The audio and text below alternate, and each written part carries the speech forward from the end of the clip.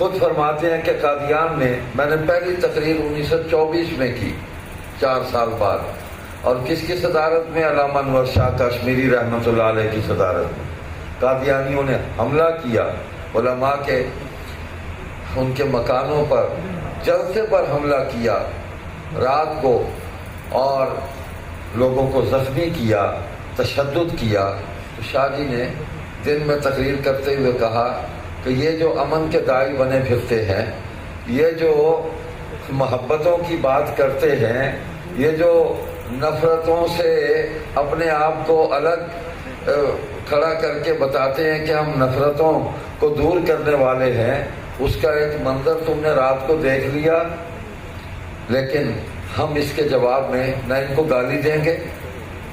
نہ ان پر تشدد کریں گے، ہم دین کی دعوت کو لے کر چلتے رہیں گے، ہم اس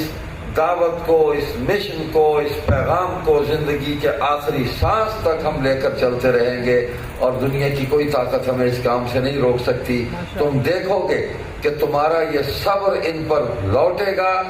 اور آئندہ سال تم اس سے زیادہ لوگ قادیان میں داخل ہو۔ تو پھر دنیا نے دیکھا کہ 1924 سے 1934 تک امیر شریعت رحمۃ اللہ علیہ نے 10 سال، یہ کوئی معمولی بات نہیں ہے، 10 سال زبردست جد و جہد کی، پورے ہندوستان کے اندر ایک بیداری پیدا کی، تمام طبقات کے اندر جا کر دعوت دی، ان کو کھڑا کیا، اور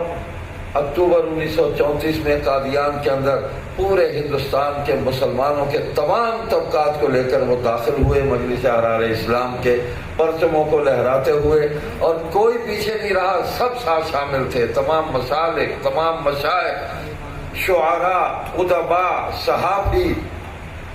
ہر طبقے کی نمائندگی ہوئی، اور وہاں انہوں نے ختم نبوت کی بات کی۔ اور اگر یہ لوگ تشدد پسند ہوتے تو اس دن ان کی اینٹ سے اینٹ بجا دیتے، کوئی بھی نہ وہاں بچتا۔ شاہ جی نے جو تقریر کی، اس تقریر کے نتیجے میں شاہ جی کے ہاتھ پر اس دن اس جلسے میں شیخ الاسلام حضرت مدنی رحمۃ اللہ علیہ کی صدارت میں 16 قادیانیوں نے اسلام قبول کیا۔